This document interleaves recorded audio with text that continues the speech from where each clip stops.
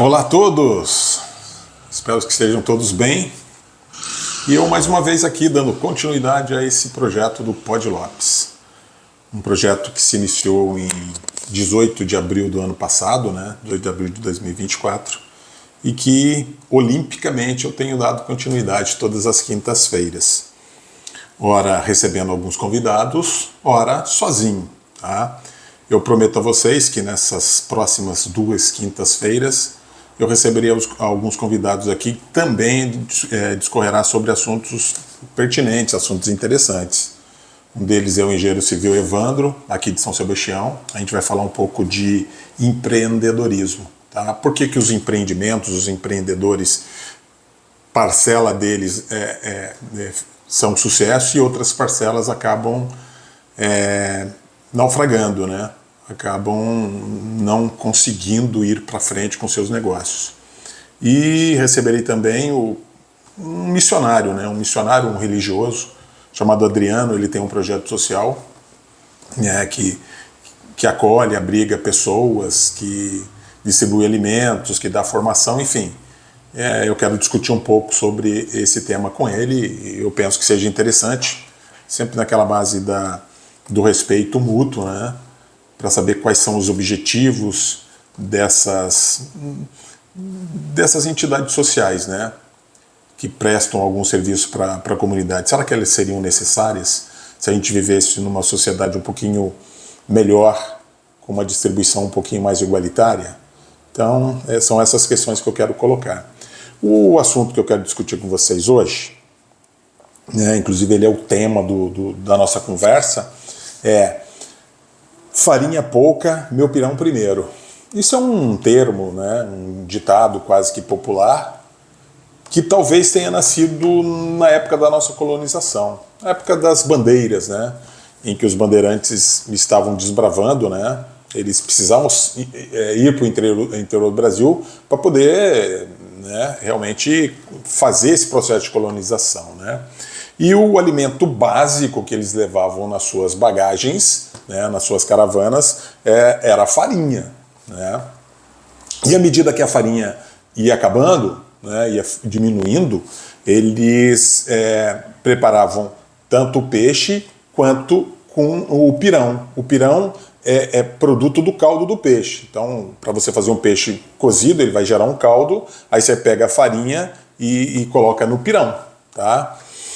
E como a farinha estava pouca, a prioridade do chefe da caravana era maior. Então, o chefe da caravana é que ficava com a farinha, tá? Para fazer o pirão. Então, por isso que veio esse termo, esse dito popular de que farinha pouca, meu pirão primeiro. Isso meio que expõe o egoísmo da humanidade. Eu sempre costumo comentar isso com vocês, na época que existia casamento ainda, E eu observava, desde garoto eu observava isso, Então eu vivi numa comunidade, uma comunidade católica, que as pessoas se casavam, Então eu tinha uma gama, um leque de amizades, até por realmente viverem em sociedade. Hoje talvez as coisas sejam um pouquinho mais distantes. Estou reclamando não, é um processo de evolução.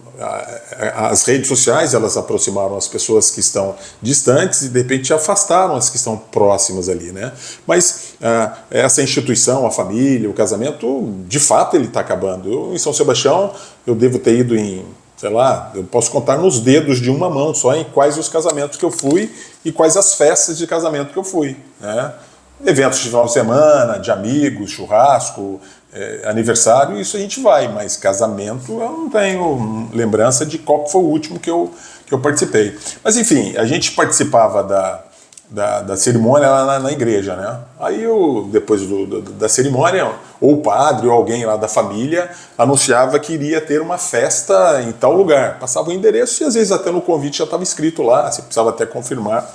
Enfim, haverá uma recepção no endereço tal. Eu percebia que antes do padre praticamente terminar de falar a noiva, porque a ideia era o casal ficar lá e a gente ia cumprimentar. Eu sempre questionei isso aí também, tá?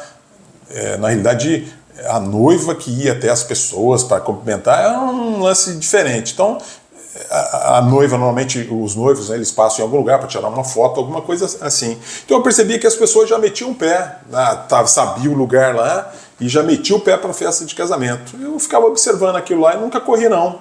Qual que é o problema? Se eu não pegar o melhor lugar, alguém tem que pegar. E se eu pegar o pior, também teria que ficar com alguém. Então, deixava para lá. Aí quando a gente chegava no salão, o salão já estava abarrotado, né? Puta, tudo quanto é mesa ocupada e tal. E eu não esquentava a cabeça, eu podia até ficar de pé. Eu gostava de tomar uns Guaraná. Então, um Guaraná, um salgadinho, um ziriguidum lá, para mim tava bom pra caramba, né? Então eu não... Desde garoto eu já tinha meio que esse consenso, cara. Mas isso é fruto do egoísmo, né? Farinha é pouca, meu pirão primeiro. Eu quero chegar na festa e ocupar o melhor lugar, tal. E é interessante que isso é até bíblico, né? Porque numa das passagens de Jesus Cristo lá, não sei se foi Jesus Cristo que falou, mas se não for, tá na Bíblia, né? De qualquer forma, eu costumo algumas partes gravar, né?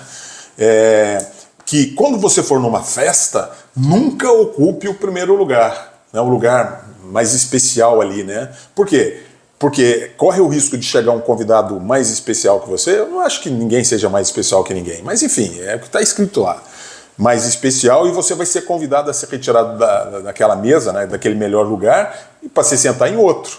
Ao passo que se você já ocupar o pior lugar, já é o pior lugar. Se alguém achar um lugar pior para você, é sinal que você está ruim mesmo, hein, cara. Melhor rever os seus conceitos, né? Mas ele já está no pior lugar. Aí o dono da festa pode ir lá te chamar. Não, por favor, vem cá, senta num lugar melhor aqui. Então isso é a regra. Tá? É o que eu penso, não posso fugir disso, e eu acho que desde garoto eu tenho essa ideia. Teve uma vez que a minha filha até me confidenciou, até pelos valores, pelos princípios que eu passava para ela. Minha filha... Nós descobrimos que ela precisava usar óculos, né? Num determinado momento da vida dela, na vida escolar, parece que ela estava com uma dificuldade, um pouco de dor de cabeça, né? Meio que fechava os olhos para poder enxergar ali. Ela já estava usando óculos, né? A gente chegou à conclusão, foi no oftalmo e ele passou lá uma graduação de óculos para ela. Tanto que ela está com uma graduação assim, bastante alta hoje e tal, enfim... Não é essa a questão. Aí, mesmo assim, ela continua sentando no lugar ali mais distante da lousa, né, do professor, né? Aí alguém até disse para ela, não, Carol, por que você não pede para... não fui eu, né? Nem a mãe dela. Para sentar um pouquinho mais próxima. Mas aí ela pensou assim, pô, se eu não sentar aqui mais longe, alguém vai ter que sentar. E eu já estou com as lentes corretivas, eu já estou com óculos, então não tem necessidade de eu sentar mais próximo ali, né? Então é essa consciência de fraternidade mesmo, né? De sempre pensar no próximo, sim. Né? Se alguém convidasse, olha, vamos trocar aqui, Carol, você tá... Aí tudo bem, ela poderia aceitar ou não aceitar, mas também se não convidar, tá tudo certo também. Tá? Por que eu quero dizer isso, essa história de farinha pouca, meu pirão primeiro? Meio que para descortinar e para exemplificar, para colocar à tona mesmo, né? Para que a gente faça uma reflexão, né? Como é que a gente está vivendo em sociedade? Eu sei que não é fácil viver em sociedade, né? Teve uma situação aqui, alguns programas passados, nesses programas paralelos que eu faço, essas gravações que eu faço, acabei fazendo uma gravação de uma pessoa de humilde, né, da sociedade. Vocês sabem, conhecem a minha história, né? Eu sou de um berço muito simples, né? De um berço católico, mas de um berço muito simples, muito humilde, né? Meu pai era um carpinteiro, minha mãe era uma dona de casa, enfim, muito simples, mal sabiam ler e escrever, mas eram pessoas guerreiras, batalhadoras. Eles sempre foram exemplos para mim, né? E então eu faço parte da sociedade. Eu sei que, né, nós estamos num contexto, eu explodo um pouco isso daqui, nós estamos num contexto de planeta Terra, né? Todos vivemos no mesmo planeta. Então, se acontecer uma catástrofe aí, um meteoro bater aqui no planeta, vai afetar todo mundo, né? O aquecimento global ele vai afetar todo mundo, né? Com todas as suas consequências, né? Calores extremos, como a gente tem vivido esses dias, enchentes, soterramentos, ou seja, a sociedade vivendo onde não deveria viver, em locais sujeitos a deslizamento de terra, em locais sujeitos a né, a enchentes, né, como é histórico, né, vocês sabem disso, a nível nacional, a nível internacional, quantas tragédias não estão acontecendo aí, quantos eventos extremos não estão acontecendo, tá? Então, e aí eu percebo que esse abismo, essa diferença, ela é brutal, cara, ela é brutal, e a gente meio que irresponsavelmente fala de uma maneira pejorativa de direitos humanos, né? Porque o cara que mata, que rouba, que fere, direitos humanos não vale para esse cara, mas não vale para quem é direito. Isso é tudo uma grande bobagem, cara. A gente vive na sociedade. Então, todas as mazelas da sociedade, elas estão aqui, estão à nossa volta. Então, não adianta a gente querer fechar os olhos para toda a sorte de violência, né, de aberrações que acontecem aqui, tá? De criminalidade, né? O planeta está em convulsão, né? Nações brigando com nações, tem uma série de guerras civis ativas e outras guerras entre nações mesmo, né? Então, o que a gente quer chegar? Onde a gente quer chegar, cara? Né? Eu vou falar um pouco de Thomas Hobbes. Thomas Hobbes, ele tem uma frase que diz que o homem é o lobo do próprio homem, né? De que o homem precisa de uma sociedade organizada, ele precisa abrir mão de alguns interesses da tua própria liberdade em função de viver numa sociedade e controlada por um Estado. E ele reputa que o Estado não é uma pessoa, não é gente, é verdade, é fato. Estado é um país, é uma nação. Estados Unidos é Estados Unidos, mas Estados Unidos é gente? Não é. Brasil é Brasil, é gente? Não é. A Síria, a União Soviética, a Argentina, enfim.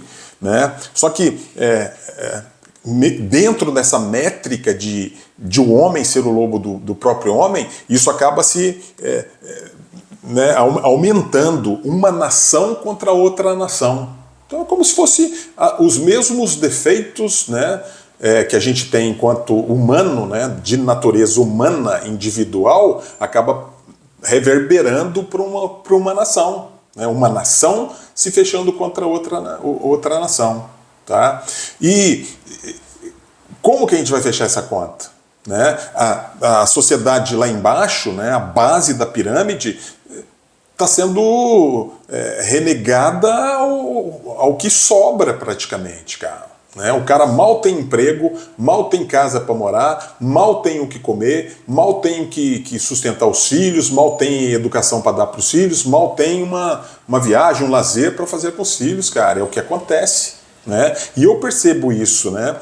Mesmo ocupando hoje né? Eu sou uma pessoa simples pra caramba, eu trabalho para manter a minha vida, para que a minha filha estude, para dar um conforto para minha família e para mim próprio. Eu quero, né, não quero ser escravo do trabalho, não sou mesmo, todo mundo sabe. Eu quero, né, priorizo um pouco os meus finais de semana. Hoje eu estou não sei se é solitude ou solidão, tenho ficado comigo mesmo e tá bom pra caramba também, não tem problema não. Né? Muito embora eu tenha quase que chegando a um consenso de que essa história de solitude também é uma conversa fiada. Solitude talvez seja o início, o princípio de uma solidão, de um afastamento, de uma depressão, de um recolhimento, né, ruim, né? De uma crise de ansiedade, enfim, é o que temos para a sociedade hoje, cara. Eu tenho vivido, eu converso com pessoas, eu faço parte de uma associação, eu tenho percebido, cara, né? As coisas estão difíceis, as pessoas estão muito mais distantes umas das outras, né? A gente não consegue perceber a dor do outro, a necessidade do outro, né? Mas até quando isso? Né? Isso vai acabar, isso é muito breve, cara. Né? Viver bem na vida, a gente vai viver o quê? Cerca de 80 anos. Né?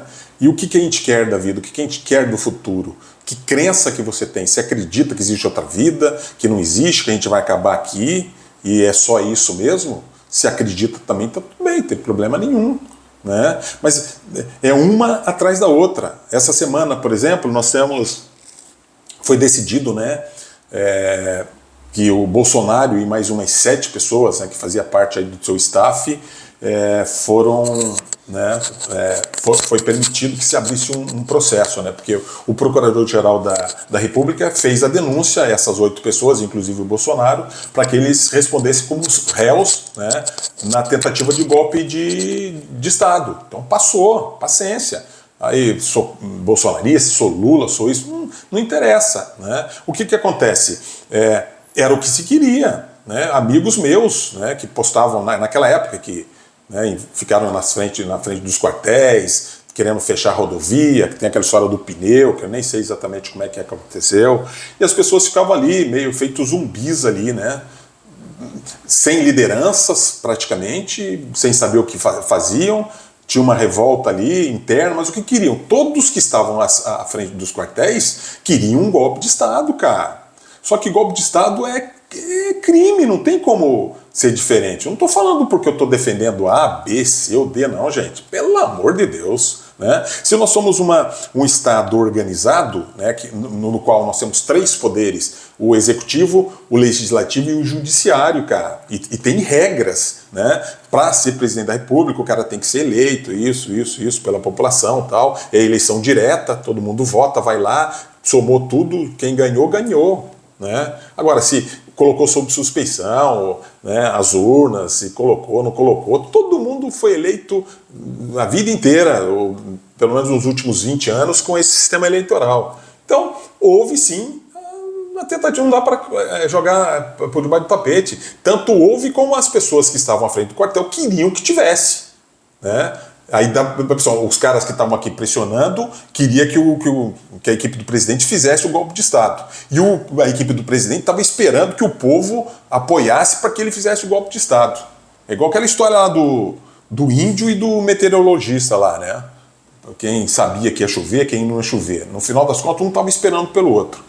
Né? Pela sabedoria do índio, né? Porque ele experiencia, ele tem uma observação da natureza, então talvez ele soubesse mais do que o próprio meteorologista ali, o cara que fazia a avaliação do tempo lá, né? Então, é isso. Então, não quero fazer juízo de valores aqui, né? É isso, é fato. Gostando ou não gostando do Supremo, cara, do STF, é o que temos, né? É a última instância legal para que a justiça seja feita. Né? Só que nós precisamos ser pessoas melhores também, cara. Nós precisamos ser pessoas melhores, porque os políticos, o político é fruto da sociedade, ele sai da nossa sociedade onde tem eu, tem você, tem o cara da esquina, tem o padeiro, tem o caminhoneiro, tem o pedreiro, tem o engenheiro, tem né, toda sorte de pessoas. E os políticos saem daí.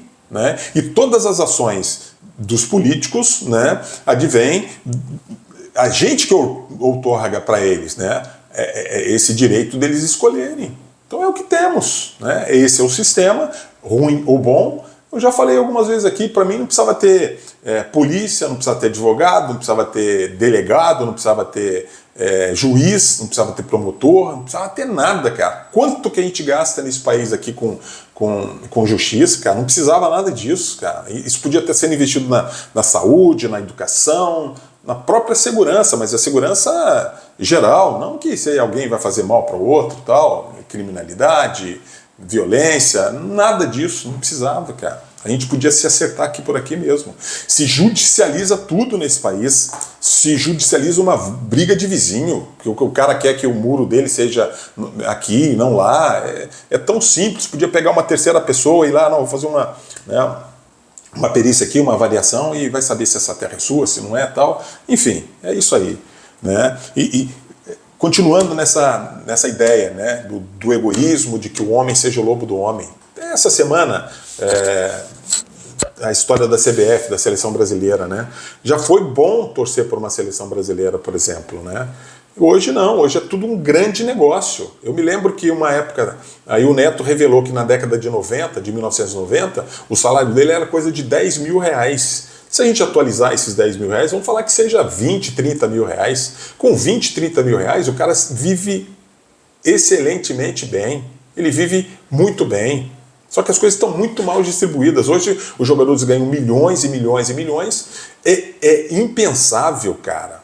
É inaceitável um presidente da CBF, um tal de Edinaldo aí, que eu não sei nem de onde veio, se tem algum vínculo com o futebol, ganhar mais de 300 mil reais por mês. É um absurdo isso, cara. E depois ele ganha, para ser conselheiro da FIFA, ele ganha mais, sei lá, mais 200 mil reais por mês. Ou seja, o salário desse cara é mais de 500 mil reais por mês. Aí um Ronaldo da vida, não sei se é bom, se é ruim e tal, o futebol tá ruim, tá complicado isso daí. Virou um grande negócio e um negócio quase que mafioso. Tentou se candidatar aí a presidente da CBF e não teve apoio de um sequer. São 27 federações. Nenhuma federação quis recebê-lo para conversar, cara. Por quê? Porque estão se lucubretando de uma coisa errada, de uma corrupção que tem na CBF. Então não dá, cara. Esse jogo do Brasil-Argentina 4-1, eu nunca vi um jogo tão horrível de seleção brasileira quanto eu vi agora, cara. Né? Então, e a gente apaixonadamente, hoje não mais, já faz uns bons anos aí que eu não tenho mais paixão pela seleção, não faço questão nenhuma de assistir o jogo. Como era um jogo contra a Argentina, eu meio que intimamente até meio que estava torcendo para a Argentina, é um absurdo falar isso, eu torço pelo futebol. Agora, um amontoado de gente jogando futebol, 11 baratas tontas lá, inclusive o goleiro. Pelo amor de Deus, então não dá, cara, não dá. Então a gente está realmente perdendo todos os valores, todos os princípios, né? E toda, né, essa ideia de que vivamos em sociedade e que a coisa tem que ser um pouquinho mais equilibrada. Thomas Hobbes, né? Ele é um filósofo inglês, ele viveu entre o século 16 e 17. Tá? Ele nasceu no final do século XVI e viveu boa parte do século XVII na Inglaterra. É conhecido por suas teorias sobre o contrato social. O que é o contrato social? Exatamente essa ideia de o homem, né, abdicar um pouco, né, renunciar um pouco às suas liberdades em função de um Estado. E ele fala do Estado absolutista, inclusive, né, de que precisa alguém com chicote na mão para comandar o cara. Né, que são esses absurdos. Né. Ele tem um trabalho chamado contrato social. Depois tem outro também, que a gente pode falar dele também. Né? Ele é conhecido por suas teorias sobre o contrato social e a natureza humana. Sua afirmação de que o homem é o lobo do homem, né, do próprio homem, é uma das ideias mais icônicas associadas a ele. Tá? Então, quando se fala que o homem é lobo do homem, a gente vai lembrar logo de Thomas Hobbes. Hobbes afirma que em estado de natureza, ou seja, em estado isolado, o homem em si, imagina o homem na natureza, colocou ali, né, ele, como se fosse um animal ou outro qualquer, e não racional, o estado civil seria a solução para uma convivência pacífica, em que o ser humano abriria a mão da sua liberdade para obter a paz no convívio social. Tá? Qual que é essa ideia, então, a ideia de Hobbes? Ele fala com todas as letras que o homem, no seu estado natural, é um animal. Tá? É um animal como outro qualquer e que vai brigar com outro animal para conseguir espaço, para conseguir abrigo, para conseguir alimento. Então, que ele precisaria de um controle social, de um contrato social com uma instituição, com o Estado, para que o Estado absolutista o controlasse. No frigir dos ovos é a regra. Né? É difícil uma sociedade se organizar se não tiver uma hierarquia, se não tiver um comando. E nós respeitamos isso. Quantas hierarquias que a gente tem? Hierarquias, né, físicas, né? Porque a gente sabe que nem tudo a gente pode fazer, né, se a gente está numa sociedade. Não dá para fazer tudo na rua, por exemplo. Né? As liberdades elas estão se expandindo cada vez mais. E está se misturando muito essa ideia de liberdade com irresponsabilidade. A gente faz as coisas que não faríamos há um tempo atrás. Então, isso são regras de conduta. Mas são as regras sociais também, né? E organizacional e política, né? Para que a gente estabeleça, que a gente tenha uma organização, para que a gente tenha um controle maior sobre a sociedade. É isso. E intimamente todos estamos sujeitos a isso. Existem regras de trânsito. Quantos automóveis, quantos veículos automotivos não tem aqui, motocicletas inclusive. Se a gente não organizar o trânsito, vai virar uma bagunça. Mas não porque é uma bagunça, Porque não tem regra, você não sabe que caminho que você vai seguir, se tem uma placa lá, se você pode seguir, se você pode parar, a placa de velocidade, por exemplo, tá certo? Então, são regras estabelecidas, né, para que a sociedade seja mais organizada, tá certo? É basicamente isso daí. Então é isso. Essa era a ideia que eu queria passar para vocês, né? Enquanto sociedade, né, de que forma que a gente poderia viver um pouquinho mais harmonicamente, né, de uma maneira organizada, mas de uma maneira menos controladora, né? Nós vivemos nesses últimos, sei lá, 2, 3, 4, 5 anos, talvez desde a pandemia para cá, meio que uma convulsão social mesmo, né, em que se polarizou, em que as pessoas se dividiram, né? O que vai levar? A divisão ela não leva a lugar nenhum. Tá?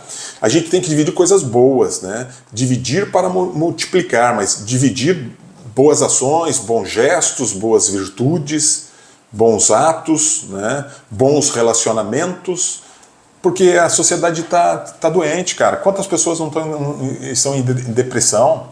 Porque não tem muita perspectiva. As pessoas estão brigando por poucos motivos. Mas por que as pessoas estão brigando também? Por que as pessoas estão irritadas, né? Eu tenho tentado controlar, eu tenho acompanhado algumas situações, né, que acontecem no dia a dia, né? Eu faço parte de uma associação em que estão envolvidas muitas pessoas, né, pessoas de diferentes segmentos, né, ou diferentes características, diferentes personalidades, né? E eu sei, né, de repente tem pessoas aí que têm um salário que de repente não consegue suprir as suas necessidades básicas, né? Mal consegue comer, mal consegue fazer um passeio, mal consegue pagar um aluguel de casa. Como é que a pessoa vai viver dessa? Então tá aquele estresse todos. Então de que forma que a gente pode resolver isso? Eu não tenho essa fórmula ainda para resolver isso, né? Eu acho que o que a gente tem que fazer é tentar serenizar, né? Deixar muito mais sereno, muito mais tranquilo o nosso pensamento, o nosso coração, para que a gente consiga ter forças para continuar, para seguir, né? Porque fácil não tá, a gente sabe que não é. Então pensa, reflita, né? E você conseguirá achar um caminho, né? Então, o pouco tempo que você tem, tenta ler, tenta estudar, tenta fazer um EAD que seja, se você não consegue sair de casa, se deslocar, faz um curso em EAD aí, de repente as portas elas vão se abrir, né? As possibilidades elas vão ser muito maiores, né?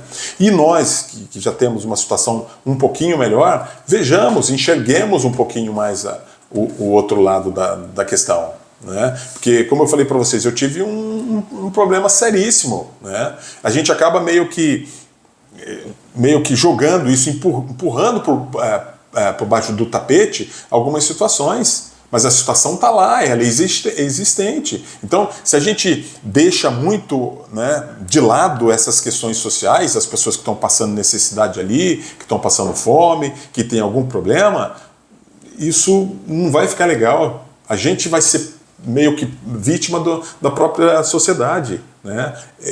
Essa sociedade vai se levantar de alguma maneira, né? Ainda que isoladamente, as coisas vão estar acontecendo. É gente matando gente, é gente guerreando com gente, é gente machucando gente, né? Então, cheguemos a um conceito, que essa ideia de que farinha pouca, meu pirão primeiro, dá para a gente tirar isso da nossa cabeça. Tá? Essa competitividade deslocada, essa competitividade desenfreada, de uma maneira louca e animalesca mesmo, né? De uma maneira muito irracional, isso não nos leva a lugar nenhum, tá bom?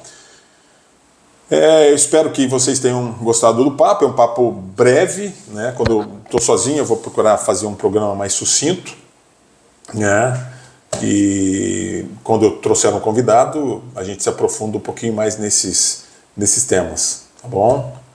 E as pessoas que ainda não se inscreveram no canal, se inscrevam, né? E sempre que possível, dê um likezinho aí, tá, gente? Tá? E sigamos em frente, olimpicamente.